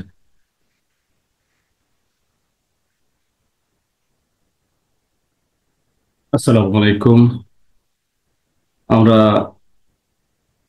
ফৌজদারি কার্যবিধির 127 পর্যন্ত 26 পর্যন্ত ধারাগুলো দেখছিলাম। এখন আমরা যে ধারাগুলো দেখতে চাই সেটা হলো এই জায়গাটা খুবই গুরুত্বপূর্ণ, অর্থাৎ বেআইনি সমাবেশের বিষয়টা একটু আমরা দেখি। যে বেআইনি সমাবেশ 127-এ বলা আছে ম্যাজিস্ট্রেট অথবা পুলিশ অফিসারের আদেশে সমাবেশ ছত্রভঙ্গ করা হবে। কোন নির্বাহী ম্যাজিস্ট্রেট অথবা থানার ভারপ্রাপ্ত অফিসার কোন বেআইনি সমাবেশ অথবা সর্বসাধারণের শান্তি বিনষ্ট হওয়ার কারণ ঘটাইতে পারে এরূপ 5 বা ততোধিক ব্যক্তির সমন্বয়ে গঠিত কোন সমাবেশের প্রতি ছত্রভঙ্গ হইবার আদেশ দিতে পারবেন। অতঃপর উক্ত সমাবেশের সদস্যদের পক্ষে অনুরূপ ছত্রভঙ্গ হওয়ার কর্তব্য পরিণত হইবে। তাইলে এটা হলো ম্যাজিস্ট্রেট পারে, কোন পুলিশ অফিসার পারে, এই 127 ধারাতে বলা আছে। এরপরে আমরা দেখি 128 ধারাতে বলতেছে যে সমাবেশ ছত্রভঙ্গের জন্য অসামরিক শক্তি প্রয়োগ।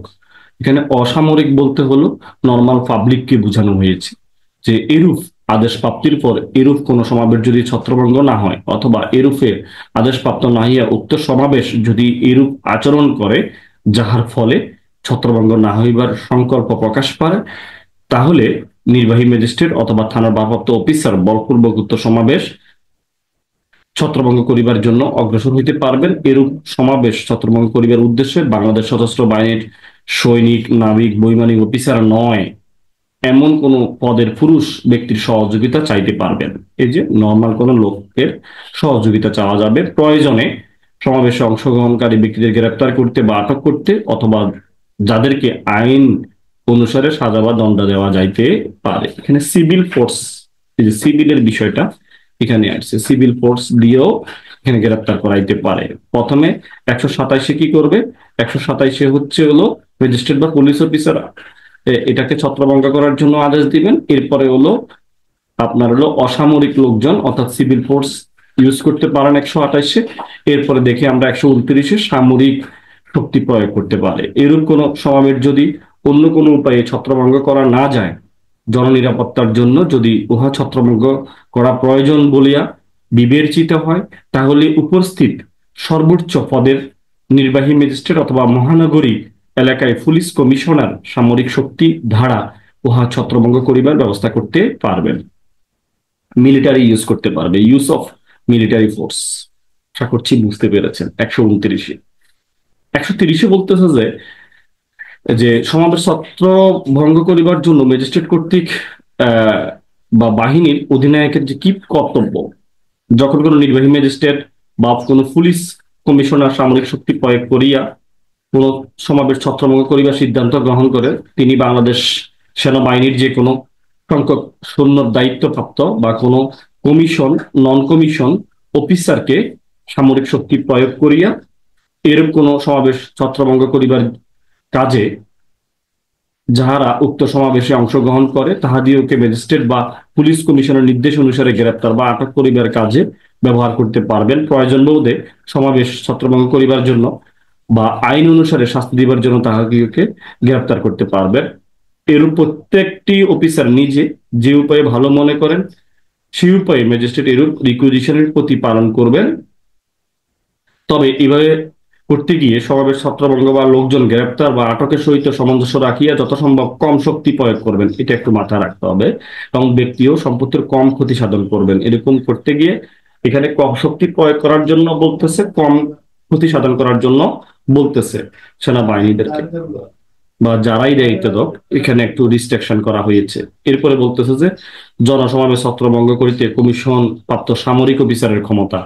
সামরিক অফিসার বলতে এখানে আসলে বুঝাইতেছে এরূপ কোন সমাবেশ দ্বারা নিরাপত্তা সুস্পষ্টভাবে বিপদগ্রস্ত বা যে কোনো নির্বাহী ম্যাজিস্ট্রেট সহিত যোগাযোগ স্থাপন করা যাইতেছে না, তখন বাংলাদেশ সেনাবাহিনী কোনো কমিশন প্রাপ্ত অফিসার সামরিক শক্তি প্রয়োগ করিয়া সমাজ ছত্রভঙ্গ করতে পারেন। এখানে সেনাবাহিনীর এখানে একটা পাওয়ারের বিষয়টা বলে দেওয়া হয়েছে। এরূপ ছত্রভঙ্গ করিবার আইন অনুসারে শাস্তি দিবার জন্য উক্ত সমাবেশ অংশগ্রহণকারী কোনো ব্যক্তি গ্রেপ্তার বা আটক করিতে পারবেন। তবে এই ধারা অনুসারে কাজ করিবার সময় তাহার পক্ষে যদি ম্যাজিস্ট্রেট সহিত যোগাযোগ স্থাপন করা সম্ভব হয়, তাহলে তিনি যোগাযোগ স্থাপন করবেন, অতঃপর কার্য চালাইয়া যাইবেন। না হইলে এবং না যোগাযোগ সম্পর্ক বা স্থাপন না হওয়া পর্যন্ত সম্পর্কে তার পরামর্শ অনুসরণ করবেন। যদি যোগাযোগ করা যায় তাহলে তাহার পরামর্শ অনুসরণ করবে, এই বিষয়টাই বলা আছে এখানে। লাস্টে বলতেছে এই অধ্যায়ের অধীন কৃতকার্যের জন্য ফৌজদারিতে শপথকরণের বিরুদ্ধে রক্ষা কবচ। এখানে বলতেছে যে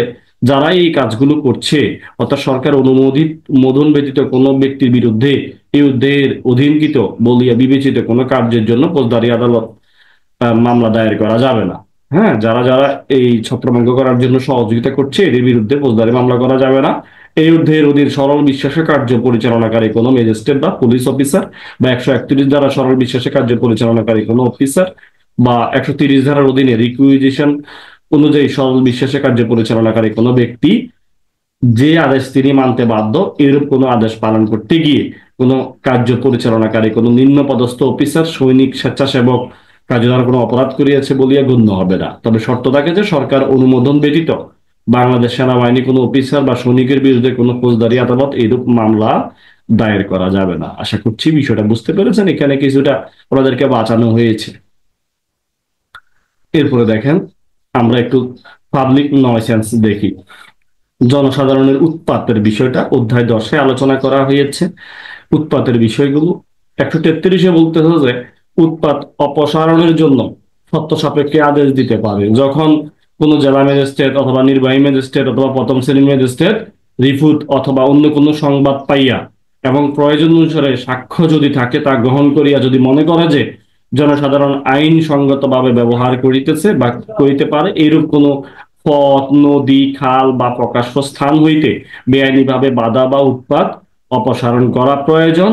কোনো ব্যবসা বা পেশার পরিচালনা অথবা কোনো মালপত্র বা কোনো পণ্যের সংরক্ষণ পার্শ্ববর্তী বাসিন্দাদের স্বাস্থ্য বা শারীরিক আরাম আয়েশের পক্ষে ক্ষতিকর, এর ফলে এরূপ ব্যবসা বা পেশা নিষিদ্ধ নিয়ন্ত্রিত হওয়া প্রয়োজন, এরূপ মালপত্র বা দ্রব্য অপসারিত হওয়া দরকার, তাহলে উহা সংরক্ষণ বা নিয়ন্ত্রিত হওয়া প্রয়োজন। তখন কোনো গৃহের নির্মাণ কাজ অথবা ব্যাপক অগ্নিকাণ্ড, বিস্ফোরণ ঘটাইবার আশঙ্কাযুক্ত কোনো দ্রব্য হস্তান্তর প্রতিহত বা বন্ধ করা প্রয়োজন। তখন কোনো গৃহ বা তাঁবু, কাঠামো, কোনো বৃক্ষ এরূপ অবস্থায় রাখা হইয়াছে যা তাহা পড়িয়া যাইতে পারে এবং এর ফলে নিকটবর্তী স্থানে বসবাসকারী বা ব্যবসা পরিচালনাকারী বা নিকটবর্তী স্থান দিয়া পথ অতিক্রমকারী ব্যক্তিদের ক্ষতির কারণ ঘটাইতে পারে। এই কারণে উক্ত গৃহ বা তাঁবু, কাঠামো অপসারণ, মেরামত, অবলম্বন ইত্যাদি করতে পারে। আশা করছি বুঝতে পেরেছেন। এখানে কোনো বিপজ্জনক পানি ধ্বংস করা, আটক করা, অন্য কোনোভাবে হস্তান্তর করা প্রয়োজন, তখনই এগুলো পাবলিক নয়সেন্স হবে। অনেক গল্প, কিচ্ছা, কাহিনী এখানে আছে, এগুলো মোটামুটি বুঝতে পেরেছেন। এগুলো হলো কন্ডিশনাল অর্ডার, রিমুভাল অফ নয়সেন্স। এই যে যেগুলো পাবলিকের নয়সেন্স হবে সেগুলো রিমুভ করা যাবে, এটাই বলতেছে। কারা পারবে দেখেন, এখানে বলতেছে হলো আপনার হচ্ছে নির্বাহী কে পারবে, কোন জেলা ম্যাজিস্ট্রেট অথবা নির্বাহী ম্যাজিস্ট্রেট বা প্রথম শ্রেণীর ম্যাজিস্ট্রেট, মোটামুটি সবাই এই কাজগুলো করতে পারবেন। ম্যাজিস্ট্রেট, জেলা ম্যাজিস্ট্রেট, নির্বাহী ম্যাজিস্ট্রেট সবাই এগুলো অপসারণ বা এই আদেশগুলো নিতে পারবেন। আশা করছি বুঝতে পেরেছেন। এখন আদেশ বা প্রজ্ঞাপন জারি। এই যে সমন জারির জন্য অতঃপর বর্ণিত উপায়ে সম্ভব না হলে যে ব্যক্তির বিরুদ্ধে আদেশ দেওয়া হয়েছে আদেশটি ওই ব্যক্তির উপর জারি করা হবে।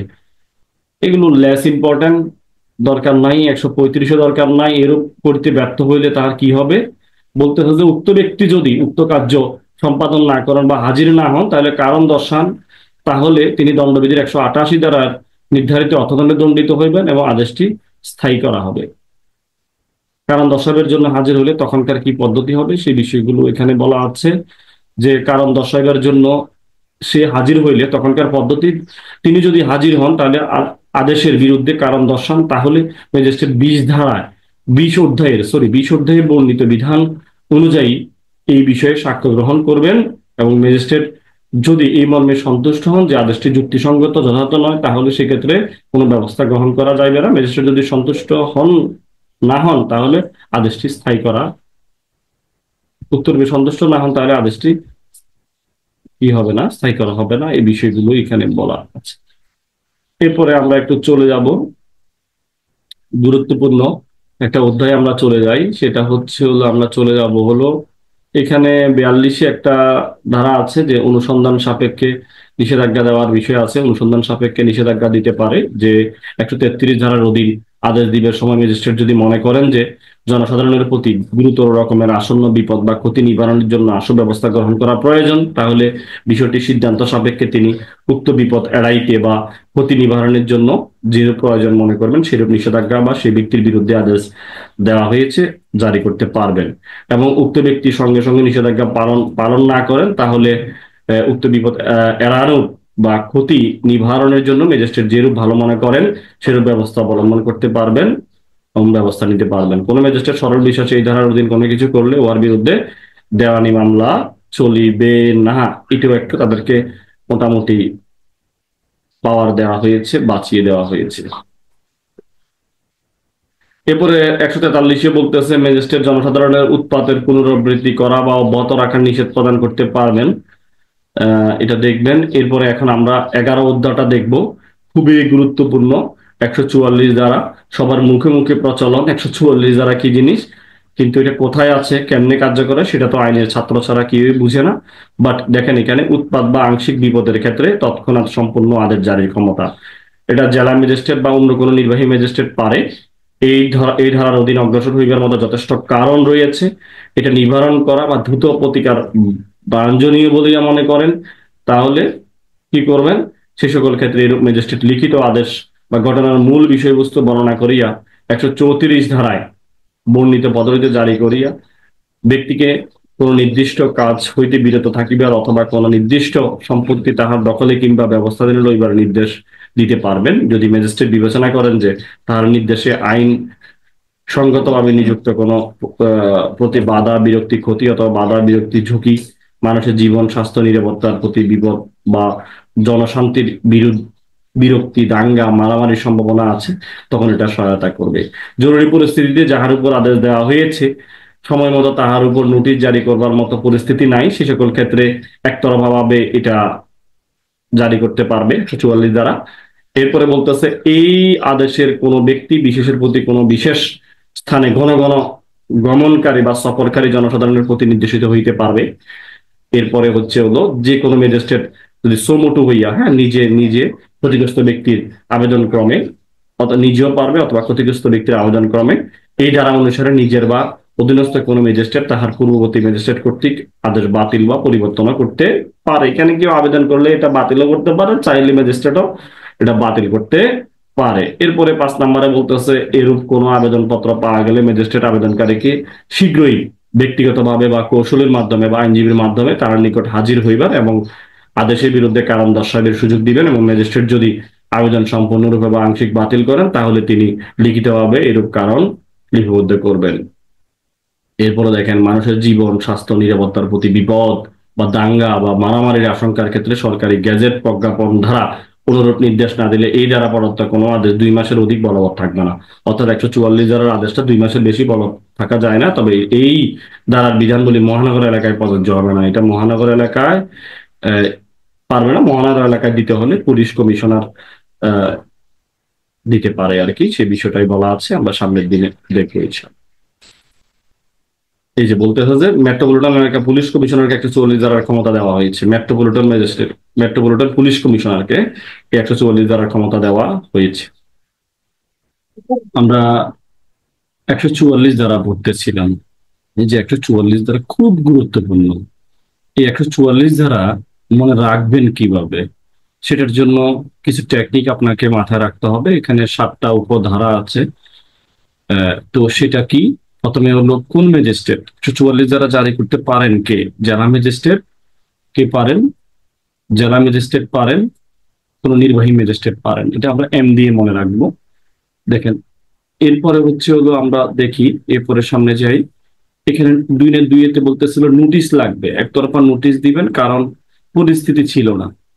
এটা একতরফাও নোটিশ দিতে পারে 144 যারা জারি। হম নোটিশ লাগে না পরিস্থিতি যখন ভয়াবহ থাকে। এরপরে হলো কোন প্লেসে হবে পিডিএ, নির্দিষ্ট এলাকা বা পার্সন বা জনসাধারণ যেখানে লোক সমাগম বেশি সমস্যা হইতেছে, তো ওই প্লেসে 144 যারা জারি করা যাবে। তাইলে আমরা এম এন ফি, দেখেন এই এম এন ফি, এম দিয়ে হচ্ছে হলো আমরা এম এন পি দিয়ে হচ্ছে হলো আমরা মোবাইল অপারেটর একটা ইয়া আছে, অর্থাৎ মোবাইল নাম্বার ঠিক রেখে যখন আপনি অপারেটর চেঞ্জ করবেন এটাকে বলা হয় এমএনপি।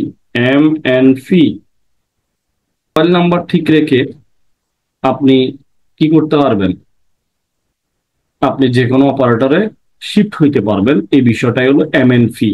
এরপরে আমরা যাই স্টাম্প।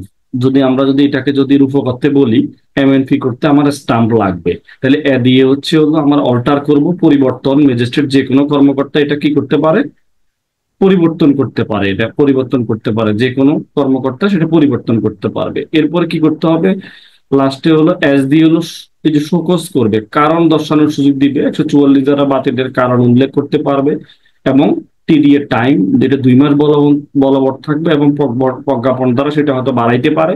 এরপরে হলো লাস্টে এম দিয়ে হচ্ছে হলো মেট্রোপলিটন এলাকাতে এটা কার্যকর করা যায় না, তো পুলিশ কমিশনার এটা জারি করতে পারে মেট্রোপলিটন এলাকাতে। তাহলে এই বিষয়গুলো দিয়ে আপনার এমএনপি স্টাম্প দিয়ে 7টা উপধারা মনে রাখবেন 144 ধারার। আর বিষয়টা হচ্ছে এখন কেন কেন 144 দ্বারা জারি করা হচ্ছে সেগুলোর জন্য মনে রাখতে হবে এআইইউ, অর্থাৎ অ্যানয় থাকলে, ইনজুরি থাকলে, এই যে বিরক্তি থাকলে, বাধা থাকলে। এরপরে হলো আপনি ডিআর হাস্ট দিয়ে মনে রাখতে পারেন, ডি 2টা, এইচ 2টা, আর হলো এই যে এখানে হাস্ট, ডিআর হাস্ট, ডি ডবল থাকবে, এইচ ডবল থাকবে। দেখেন হিউম্যান লাইফ, হেলথ, যখন মানব জীবন, স্বাস্থ্য, তারপরে হলো হেলথ, স্বাস্থ্য, সেফটি, নিরাপত্তা, তারপরে হচ্ছে রায়ট, অ্যাপ্রে বা ট্রানকুয়ালিটি, এই বিষয়গুলো যখন থাকবে তখনই 144 দ্বারা জারি করা যায়। আমরা এই বিষয়টা দেখে ফেলেছি। হ্যাঁ, এরপরে দেখেন আমরা আরেকটা ধারা একটু আপনাদেরকে বুঝাই, এরপরে আমরা আসল পড়াতে যাইতেছি। 145 ধারা, এটা কিভাবে মনে রাখবেন? হ্যাঁ, মানে জমি বা প্রভৃতি সম্পর্কিত বিরোধের ফলে শান্তি ভঙ্গ হওয়ার যে আশঙ্কা থাকে, সেক্ষেত্রে কি পদ্ধতি হবে? মনে রাখার কৌশল হলো এখানে MLS কিউব দিতে পারেন, IRS, মানে এখানে দুইটা, S তিনটা, চাইলে এখানে 4টা OS দিতে পারেন, তাহলে সিরিয়াল মেনটেন হবে না, কথা এটাই। এই MLS, IRS অথবা IER দিয়ে আপনারা পুরো বিষয়টা মনে রাখতে পারেন। এখানে কোন ম্যাজিস্ট্রেট পারবে? আগের মতো এটা নির্বাহী ম্যাজিস্ট্রেট অথবা জেলা ম্যাজিস্ট্রেট এইটা পারবে। এরপরে হলো ল্যান্ড ওয়াটার বলতে L দিয়ে, ল্যান্ড ওয়াটার বলতে কি বুঝাইতেছে? জমি বা পানি বলতে দালান, বাজার, মৎস্য, তারপরে ফসল, সম্পদের খাজনা, মুনাফাকে বুঝায়। S দিয়ে সমন দেয়া, এই যে ম্যাজিস্ট্রেট নির্দেশ এরূপ ব্যক্তি বা ব্যক্তিগণের উপর আদেশের একটা নকল আহ, কি করতে পারবে? আপনার এই বিধিতে সমন জারির জন্য নির্ধারিত পদ্ধতিতে জারি করতে হবে। অন্তত পক্ষে কি করবে? বিরোধীয় স্থানে, প্রকাশ্য স্থানে লটকাই একটা সমন জারি করা যায়। এরপরে IBA ইনকোয়ারি বা পজেশন, যে দখল কে কে দখলে আছে, ম্যাজিস্ট্রেট অনুসন্ধান করবেন যে কে দখলে ছিল। হ্যাঁ, 2 মাসের মধ্যে মানে সে কি বলপূর্বক বা অন্যায়ভাবে দখল হয়েছে কিনা সে বিষয়টা দেখবে। তারপরে MLS আই ই ই দিয়ে একজিস্ট, অর্থাৎ বিরোধের পক্ষ বা অন্য কোনো স্বার্থ সংশ্লিষ্ট ব্যক্তি যদি প্রমাণ করতে পারে যে ভূমি নিয়ে শান্তিভঙ্গের কোনো আশঙ্কা নেই, সেক্ষেত্রে ম্যাজিস্ট্রেট পূর্ববর্তী কোনো আদেশ বাতিল বা পরবর্তী সকল কার্যক্রম স্থগিত রাখতে পারে। এই যে একজিস্টের বিষয়গুলো আছে, স্বার্থ সংশ্লিষ্ট কোনো অস্তিত্ব আছে কিনা এই বিষয়গুলো। তারপর ইভিক্টেড, অর্থাৎ উচ্ছেদ, আইনসঙ্গতভাবে উচ্ছেদ না হওয়া পর্যন্ত দখলকারের দখল বহাল থাকবে। এরপরে রিপ্রেজেন্টেটিভ প্রসিডিং এর কোনো পক্ষ যদি মারা গেলে বৈধ পক্ষ বা প্রতিনিধি পক্ষভুক্ত করা যাবে। এবং লাস্টে এস দিয়ে সেল, বিক্রয় করা যাবে। ম্যাজিস্ট্রেট যদি মনে করেন যে সম্পত্তির ফসল বা অন্য কোনো দ্রব্য কি দ্রুত বা প্রাকৃতিক ভাবে নষ্ট হয়ে যেতে পারে, তখন যথাযথ হেফাজতে বিক্রয়ের আদেশ দিতে পারেন এবং বিক্রয়কৃত অর্থ বিলি বন্টনের উপযুক্ত বিবেচনা করে আদেশ দিতে পারেন। এরপরে 9 বলতেছে সমন। আপনি ম্যাজিস্ট্রেট, এই ধারা ডবল সমন আছে, এই ধারার অধীন কাজ পরিচালনার জন্য যে কোনো পক্ষের আবেদন ক্রমে কোনো সাক্ষী হাজির হওয়ার জন্য আপনার বা বস্তু হাজির করার জন্য এই ক্ষেত্রে আবার সমন দেওয়া যেতে পারে। এরপর সেকশন, এর বলতেছে 107 ধারার অধীন ক্ষমতাকে এটা বাধাগ্রস্ত করবে না। এটা মুসলেকার বিষয়টা 107-এ বলা আছে, শান্তিরক্ষা বা সদাচরণের মুসলেকাতে ওইটাকে এটা, এই ক্ষমতাকে এটা বাধাগ্রস্ত করবে না। তাহলে দেখেন, এই যে MLS, MLS আর IERS, এগুলা দিয়ে আপনি মোটামুটি পুরো 145 ধারাটা মনে রাখতে পারতেছেন। আশা করি বিষয়টা বুঝতে পেরেছেন। আমরা একটু তাইলে আবার সামনে পড়াতে চলে যাই। আশা করি আপনাদের উপকার হইল। দেখেন, আমরা 144 দ্বারা ইতিমধ্যে পড়ে ফেলেছি, 145 দ্বারাও পড়েছি। এই বিষয়ের কথাবার্তাগুলো এখানেই আছে। জমি বা ইত্যাদি সংক্রান্ত বিরোধের ক্ষেত্রে শান্তি ভঙ্গের আশঙ্কা থাকলে নির্বাহী ম্যাজিস্ট্রেট বা বিশেষ মানে জেলা ম্যাজিস্ট্রেট অথবা নির্বাহী ম্যাজিস্ট্রেট এই আদেশগুলো দিতে পারে। এরপরে জমি বা পানি বলতে কি বোঝায় সেটা আমরা বোঝানোর চেষ্টা করছিলাম। দালান, বাজার, মৎস্য খামার, ফসল, ভূমির ইত্যাদি খাজনা বা মুনাফাকে বুঝায়। এরপরে SDL সমন, একটা সমনের কপি লটকাইয়া প্রকাশ করতে হবে, সেটাই বলা আছে, একটা কপি জারির জন্য সুবিধাজনক স্থানে। এরপরে আমরা ইনকোয়ারি বা অনুসন্ধান বা দখল সম্পর্কে বিষয়টা আছে। দিয়ে এখানে আপনার এক্সিস্ট করে কিনা, হ্যাঁ, যে এই ধারায় যেটাই বলা থাকুক না কেন, হাজির হইবার নির্দেশ প্রাপ্ত কোনো পক্ষ বা কোনো স্বার্থ সংশ্লিষ্ট কোনো কারণ দেখাইতে পারবেন যে পূর্বোক্ত কোনো বিরোধের অস্তিত্ব এই যে এক্সিস্ট করে কিনা, বর্তমানে নাই বা ছিল, এই বিষয়টা প্রমাণ করতে হবে এখানে। এরপরে আইনসঙ্গতভাবে উচ্ছেদ না হওয়া পর্যন্ত সে দখলে ইভিক্টেড দিয়ে আপনি এটা মনে রাখতে পারবেন, উচ্ছেদের বিষয়টা ওনার দখল হিসেবে গ্রহণ করবেন। লাস্টে রিপ্রেজেন্টেটিভ, অর্থাৎ যদি কেউ মারা যায় তার বৌদ্ধ প্রতিনিধি এখানে পক্ষভুক্ত হইতে পারবেন। এবং এরপরে বলা আছে যে এখানে কি করতে পারবেন, এগুলো সেল করে দিতে পারবেন। যদি দ্রুত নষ্ট হয়ে যেতে পারে সেক্ষেত্রে সেল করে দেওয়ার একটা বিধান আছে। এবং 9 নম্বরে বলতেছে কোন পক্ষের আবেদন ক্রমে এখানে আবার সমন দেওয়ার একটা বিধান আছে। সাক্ষীকে হাজির বা দলিল হাজির করার জন্য সমন প্রদান করতে পারেন। লাস্টে 107 ধারাকে এই সেকশনকে কি করবে না, প্রভাবিত করবে না। আশা করছি বুঝতে পেরেছেন, খুবই গুরুত্বপূর্ণ একটা সেকশন। এরপরে আমরা চলে যাই, পরের ধারাতে যাই। বিরোধীয় বিষয়বস্তু প্রয়োগ করিবার ক্ষমতা।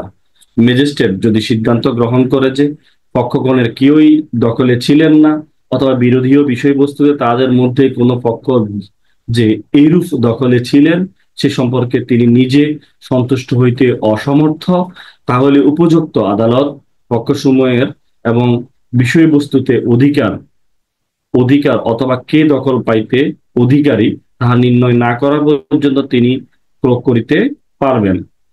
এরপরে হলো, তবে শর্ত থাকে যে উপরোক্ত ম্যাজিস্ট্রেট যদি সন্তুষ্ট হন যে বিরোধীয় বিষয়বস্তু সম্পর্কে আর কোনো প্রকার শান্তি ভঙ্গের আশঙ্কা নাই, তাহলে তিনি যে কোনো সময় প্রয়োগ প্রত্যাহার করতে পারবেন। এরপরে 2 কি বলতেছে দেখেন, যখন কোনো ম্যাজিস্ট্রেট বিরোধীয় বিষয়বস্তু প্রয়োগ করেন তখন তিনি যদি উপযুক্ত মনে করেন দেওয়ানি আদালত যদি ইতিপূর্বে বিরোধীয় সম্পত্তির কোনো রিসিভার নিয়োগ না করিয়া থাকেন, তাহলে তিনি ইহার জন্য একজন রিসিভার নিয়োগ করতে পারেন। ম্যাজিস্ট্রেট নিয়ন্ত্রণ সাপেক্ষে উক্ত রিসিভার দেওয়ানি কার্যবিধির অধীন নিযুক্ত রিসিভারের সকল ক্ষমতা থাকবে। তবে শর্ত থাকে যে দেওয়ানি আদালত যদি পরবর্তীতে উক্ত বিরোধীয় সম্পত্তির কোনো রিসিভার নিয়োগ করেন, তাহলে ম্যাজিস্ট্রেট কর্তৃক নিযুক্ত রিসিভার তাহার নিকট দখল অর্পণ করবেন এবং অতঃপর তাহাকে তিনি দায়িত্ব হতে অব্যাহতি দেওয়া হবে। এরপরে আমরা চলে যাই 146 পরে 147, যে স্থাবর সম্পত্তি ইত্যাদি ব্যবহারের অধিকার সম্পর্কিত বিরোধ। যখন কোনো জেলা ম্যাজিস্ট্রেট, সরকার কর্তৃক বিশেষভাবে ক্ষমতাপ্রাপ্ত কোনো নির্বাহী ম্যাজিস্ট্রেট অথবা পুলিশ রিপোর্ট অন্য কোনোভাবে সংবাদ পাইয়া এই মর্মে সন্তুষ্ট হন যে তাহার এখতিয়ারের স্থানীয় সীমার মধ্যে 145 ধারার 2 উপধারায় বর্ণিত কোনো জমি বা পানি ব্যবহারের অধিকার, এই অধিকারের ব্যবহার সত্ত্ব হিসাবে অন্য কোনোভাবে দাবি করা হোক বা না হোক বা কেন, এই সম্পর্কে কোনো বিরোধ রয়েছে তাহলে শান্তিভঙ্গের কারণ ঘটাইতে পারে, তখন তিনি উক্তরূপ সন্তুষ্ট হইবার কারণ উল্লেখ করিয়া লিখিত আদেশ দ্বারা বিরোধের সহিত সংশ্লিষ্ট পক্ষসমূহকে ব্যক্তিগতভাবে বা কৌশলের মাধ্যমে ম্যাজিস্ট্রেট কর্তৃক নির্ধারিত সময়ের মধ্যে আদালতে হাজির হইবার তাহাদের স্ব দাবি সম্পর্কে লিখিত বিবৃতি পেশ করিবার নির্দেশ দিতে পারেন। অতঃপর 145 দ্বারা বর্ণিত পদ্ধতিতে বিষয়টি সম্পর্কে অনুসন্ধান করবেন। এরূপ অনুসন্ধানের ক্ষেত্রে উক্ত ধারার বিধানসমূহ যথাসম্ভব প্রযোজ্য হবে এবং ম্যাজিস্ট্রেটের নিকট যদি প্রতীয়মান হয় যে এরূপ অধিকারের অস্তিত্ব আছে, তাহলে তিনি উক্ত অধিকার প্রয়োগ করে হস্তক্ষেপ বা নিষিদ্ধ করিয়া আদেশ প্রদান করবেন। তবে শর্ত থাকে যে উক্ত অধিকার যদি যদি বৎসরের সকল সময় প্রয়োগযোগ্য হয়, তাহলে অনুসন্ধান শুরু করার অব্যাহতির পূর্ববর্তী 3 মাসের মধ্যে যদি তা প্রয়োগ করা না হয়, তাহলে উক্ত অধিকারের বিশেষ মৌসুমে বা কোনো বিশেষ উপলক্ষে যদি প্রয়োগযোগ্য হয়, তাহলে অনুসন্ধান শুরু হওয়ার পূর্বে যদি ইহার মৌসুমের শেষে উপলক্ষের শেষে প্রয়োগ করা না হয়, তাহলে এরূপ আদেশ দেওয়া যাইবে না। এটাও একটা ইসবেন রাইটের মতো একটা বিধান আছে, আমাদের 26 ধারার মতো। এরপরে বলতে চাচ্ছে যে ম্যাজিস্ট্রেট নিকট যদি প্রতীয়মান হয় এরূপ অধিকারের কোনো অস্তিত্ব নেই, তাহলে তিনি তর্কিত অধিকার প্রয়োগ নিষিদ্ধ করিয়া আদেশ প্রদান করবেন। এই ধারার অধীন কোনো আদেশ পরবর্তীকালে উপযুক্ত ইখতিয়ার সম্পন্ন দেওয়ানি আদালত প্রদত্ত সিদ্ধান্ত সাপেক্ষে হইবে। এরপরে আহ, পরবর্তীকালে যদি উপযুক্ত আদেশ দিলে পরে এটা অমিট হয়ে যাবে। কিন্তু এখানে একটা অধিকারের বিষয় 3 মাসের মধ্যে, এই 3 মাসের মধ্যে এখানে আপনাকে কি করতে হবে, মামলা করতে হবে। এরপরে আমরা চলে যাই পরবর্তী 148, স্থানীয় অনুসন্ধান, লোকাল ইনকোয়ারি বিষয়। এই অধ্যায়ের উদ্দেশ্য পূরণ কল্পে স্থানীয় অনুসন্ধান প্রয়োজন হলে যারা ম্যাজিস্ট্রেট বা অধ্যস্তন কোন ম্যাজিস্ট্রেট উক্ত অনুসন্ধান করিতে প্রেরণ করতে পারবেন এবং তার পরিচালনার জন্য প্রয়োজনীয় লিখিত নির্দেশ দিতে পারেন এবং এরূপ অনুসন্ধান প্রয়োজনীয় রায় সম্পূর্ণ বা আংশিক কারো মাধ্যমে পরিশোধ করা হইবে তা ঘোষণা করতে পারবেন। এরূপ ক্ষেত্রে ব্যক্তির রিপোর্ট কেসের সাক্ষ্য হিসেবে বুঝিতে হইবে। খরচার আদেশ অর্থাৎ বলতে হচ্ছে যে অর্ডার এস টু কস্ট, এই অধ্যায়ের অধীন পরিচালিত প্রসিডিং এর কোনো পক্ষ যদি কোনো খরচ বহন করিয়া থাকেন, তা 145, 46, 47 দ্বারা সিদ্ধান্ত প্রদানকারী ম্যাজিস্ট্রেট নির্দেশ দিবেন যে উক্ত খরচ প্রদান করিবে, কিংবা প্রসিডিং এর অন্য কোনো পক্ষ সম্পূর্ণ বা আংশিক বা আনুপাতিক হারে প্রদান করবেন, বা এরূপ যুক্তিসঙ্গত বিবেচনা করে সাক্ষীদের বা কৌশলীদের ফি খরচার অন্তর্ভুক্ত হইবে। লোকাল ইনকোয়ারির বিষয়টা এখানে 148 বলা আছে। বাইবাতে জিজ্ঞেস করতে পারে যে লোকাল ইনকোয়ারি কোথায় বলা আছে। আর একটা গুরুত্বপূর্ণ জায়গা আছে, দেখেন পরীক্ষাতে আসছিল একবার লিখিত পরীক্ষাতে পুলিশের নিবারণমূলক ক্ষমতা অধ্যায় 13-তে বলা আছে। কি নিবারণমূলক ক্ষমতা আছে এখানে? এখানে বলতেছে যে আপনার 149 পুলিশ আমলযোগ্য অপরাধ নিরোধ করবে। অর্থাৎ প্রত্যেক পুলিশ অফিসার কোনো আমলযোগ্য অপরাধ সংগঠন নিবারণের উদ্দেশ্যে হস্তক্ষেপ করতে সাধ্যমতো বা উক্ত সংগঠন নিবারণ করতে পারবেন। Police to prevent cognizable offence, এই বিষয়টাই এখানে বলা আছে যে পুলিশ কি করতে পারবে? পুলিশ আমলযোগ্য অপরাধ নিরোধ করবে। হ্যাঁ, প্রত্যেক পুলিশ অফিসার কোন আমলযোগ্য অপরাধ সংগঠন বা নিবারণের উদ্দেশ্যে হস্তক্ষেপ করিতে সাধ্যমতো উক্ত সংগঠন নিবারণ করতে পারবেন, যদি ওনারা বুঝে যে এই জায়গাটা সমস্যা হইতে পারে।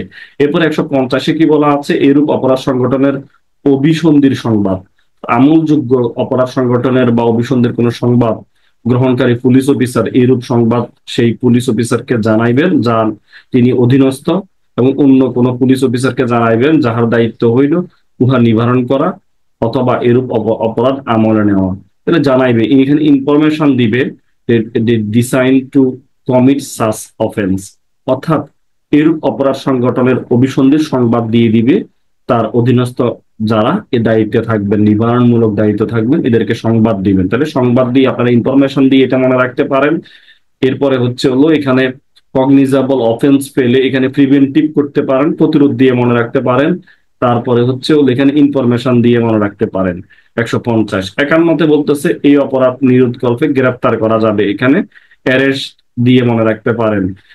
তাইলে কোনো পুলিশ অফিসার যদি আমলযোগ্য কোনো অপরাধ সংগঠনের অভিসন্ধির কথা জানতে পারেন, তাহলে তার নিকট যদি প্রতীয়মান হয় যে অপরাধ সংগঠন অন্য ভাবে নিবারণ করা যাইবে না, তাহলে ম্যাজিস্ট্রেট আদেশ বা পরোয়ানা ব্যতীত আদেশ বা পরোয়ানা ছাড়া ম্যাজিস্ট্রেটের ওই ব্যক্তিদেরকে গ্রেফতার করতে পারবেন। এখানে অ্যারেস্ট করার একটা পাওয়ার দেওয়া হয়েছে পুলিশকে, এটা একটু মনে রাখতে হবে। 152-তে বলতে সরকারি সম্পত্তির ক্ষতি সাধন, যদি কোনো সরকারি সম্পত্তির ক্ষতি সাধন হয়ে যায় কোনো পুলিশ অফিসার তার নিজের কর্তৃত্ব বলে দৃষ্টিগোচর স্থাবর অস্থাবর সরকারি সম্পত্তির ক্ষতির প্রচেষ্টা বা সরকারি চিহ্ন বা বয় বা নৌ চলাচলের ব্যবহৃত কোনো সরকারি চিহ্ন অপসারণের ক্ষতির চেষ্টা রোধ করিবার জন্য হস্তক্ষেপ গ্রহণ করতে পারবেন। এখানে prevention of injury public property, যদি হয় সরকারি কোনো প্রপার্টি হইলে সেগুলো ওনারা কি করতে পারবেন? এগুলো প্রিভেন্টিভ করতে পারবেন। তাহলে 149 থেকে 52 পর্যন্ত পুলিশের প্রিভেন্টিভ রিলিফের কথা এই বিষয়গুলো আছে। তাহলে দেখেন 150-এ বলতেছে যে পুলিশ আমলযোগ্য অপরাধ নিরোধ করবে, অর্থাৎ যে কগনিজেবল অফেন্স হইলে এটা প্রিভেন্ট কগনিজেবল অফেন্স, এটা দিয়ে মনে রাখবেন। এরপরে কি করবে? ইনফরমেশন দিবে, যারা দায়িত্বে আছে তাদেরকে ইনফরমেশন দিবে এটা প্রিভেন্ট করার জন্য। এরপরে 51-তে এরূপ অপরাধ নিরোধ কল্পে ওনারা গ্রেপ্তার করতে পারবে, অ্যারেস্ট করতে পারবে 151-তে। 52-তে কি বলতেছে? সরকারি সম্পত্তির ক্ষতি ড্যামেজ, অর্থাৎ পাবলিক কোনো প্রপার্টি হলে সেটা প্রিভেনশন করতে পারবেন। পাবলিক প্রপার্টি, হ্যাঁ, সরকারি কোনো সম্পদ হলে সেটা প্রিভেন্ট করতে পারবেন। আশা করছি বুঝতে পেরেছেন। এরপরে আমরা পুলিশ বার্ট পাসে অধ্যায় 14-তে চলে গেলাম, পুলিশকে সংবাদ প্রদান তাদের অধস্তনদের ক্ষমতা। এই কাহিনী, খুবই গুরুত্বপূর্ণ একটা জায়গা, যে দ্বারা 154-তে বলা আছে আমলযোগ্য মামলার ক্ষেত্রে সংবাদ, কোনো থানার ভারপ্রাপ্ত কর্মকর্তার নিকট যদি আমলযোগ্য কোনো অপরাধ সংগঠন সম্পর্কে মৌখিকভাবে দেওয়া প্রত্যেকটি সংবাদ তিনি লিখিয়া লইবেন এবং তাহার নির্দেশ ক্রমে উহা লিখিত হইবে এবং সংবাদদাতাকে তা পড়িয়া শুনাইতে হবে।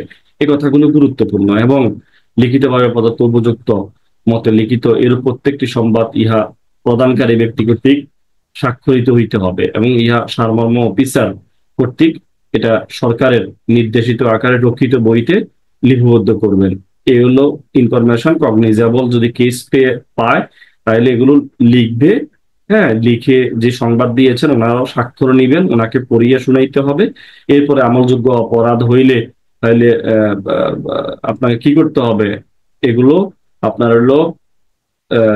এফআইআর হিসেবে ট্রিট করে মামলার কার্যক্রম শুরু করতে পারবে। হ্যাঁ, প্রথমে এজাহার হিসেবে নিয়ে এরপরে এফআইআর হিসেবে ট্রিট করতে পারবে, নিয়ে নিবেন। এরপর আমল অযোগ্য মামলার ক্ষেত্রে সংবাদ। 155-তে বলতেছে আমল অযোগ্য মামলার ক্ষেত্রে যদি কোনো সংবাদ পায় তাহলে থানার ভারপ্রাপ্ত অফিসার থানার মধ্যে আমল অযোগ্য অপরাধ সম্পর্কে সংবাদ দেওয়া হলে তিনি একটা রক্ষিত বইতে জিডি হিসাবে লিপিবদ্ধ করবেন, হ্যাঁ, জেনারেল ডায়েরিতে, এবং সংবাদদাতাকে ম্যাজিস্ট্রেটের নিকট প্রেরণ করবেন। আমল, এরপরে 1-এর গল্প। 2-এতে কি বলতেছে? আমল অযোগ্য মামলা তদন্ত, আমলযোগ্য মামলার যে ক্ষমতা সম্পন্ন প্রথম বা দ্বিতীয় শ্রেণীর ম্যাজিস্ট্রেটের আদেশ ব্যতীত পুলিশ অফিসার কোনো আমলযোগ্য মামলা তদন্ত করতে পারবেন না। এটা একটু গুরুত্বপূর্ণ, মাথায় রাখতে হবে। এরপর দেখেন, এরূপ আদেশ প্রাপ্ত প্রত্যেকটি পুলিশ অফিসার তদন্তের ব্যাপারে আমলযোগ্য ঘটনার ক্ষেত্রে ভারপ্রাপ্ত কর্মকর্তার নিকট অনুরূপ ক্ষমতা বা বিনা প্রমাণে গ্রেপ্তার ব্যতীত প্রয়োগ করতে পারবেন। তাহলে এরপরে আমরা দেখি 156 একটু দেখি, আমলযোগ্য কেসে তদন্ত। এটা হলো আমলযোগ্য কেস হলে তদন্ত কোনো কোনো থানার সীমার মধ্যে স্থানীয় এলাকার এখতিয়ারবিহীন কোনো আদালতে যদি কোনো বিচারের স্থান সম্পর্কিত পঞ্চদশের বিধান অনুসারে অনুসন্ধান ও বিচারের ক্ষমতাবান থানার ভারপ্রাপ্ত কোনো অফিসার ম্যাজিস্ট্রেটের আদেশ ছাড়াই আমলযোগ্য কোনো ঘটনা তদন্ত করতে পারবেন, এবং এরূপ ক্ষেত্রে পুলিশ অফিসার প্রসিডিং সম্পর্কে তিনি সংশ্লিষ্ট ঘটনার অধীন তদন্তের ক্ষমতাবান নহেন বলে প্রশ্ন উত্থাপন করা যাবে না, এবং 190 ধারার অধীন 190 ধারাতে আমলে নেওয়া ম্যাজিস্ট্রেটের উপরে উল্লেখিত তদন্তের আদেশ দিতে পারবেন। এ হলো 156, পুলিশকে ক্ষমতা দেওয়া হয়েছে। এরপরে হলো আমলযোগ্য অপরাধ সম্পর্কে সন্দেহের ক্ষেত্রে পদ্ধতি। কোন থানার ভারপ্রাপ্ত অফিসার প্রাপ্ত সংবাদের ভিত্তিতে যদি অন্য কোনো ভাবে এমন কোনো অপরাধ সংগঠন সম্পর্কে যুক্তিসঙ্গত সন্দেহ পোষণ করেন যে অপরাধ সম্পর্কে তদন্ত করতে 156 ধারার ক্ষমতাবান, তাহা হইলে তিনি পুলিশ রিপোর্টের ভিত্তিতে উক্ত অপরাধ আমলে লইতে বা ক্ষমতাবান ম্যাজিস্ট্রেটের নিকট সংগঠন সঙ্গে সঙ্গে একটা রিপোর্ট প্রেরণ করবেন, এবং ঘটনার কাহিনী পরিস্থিতি তদন্ত করিবার জন্য প্রয়োজন হইলে অপরাধীকে খুঁজিয়া বাইর করে গ্রেপ্তার করিবার জন্য ব্যবস্থা গ্রহণের জন্য ব্যক্তিগতভাবে নিজে ঘটনাস্থল অভিমুখে রওনা হইবেন, অথবা তার অধস্তন অফিসার যিনি সরকার কর্তৃক সম্পর্কে বা সাধারণ বিশেষ দ্বারা নির্ধারিত পদে বা অপেক্ষা নিম্ন পদস্থ নহেন দায়িত্ব, এই বিষয়গুলো একটু মাথায় রাখতে হবে। আমরা 157 পর্যন্ত করেছি। এর পরবর্তীতে আমরা দেখি এরপরে করবো ইনশাল্লাহ। আসসালামু আলাইকুম রহমতুল্লাহ।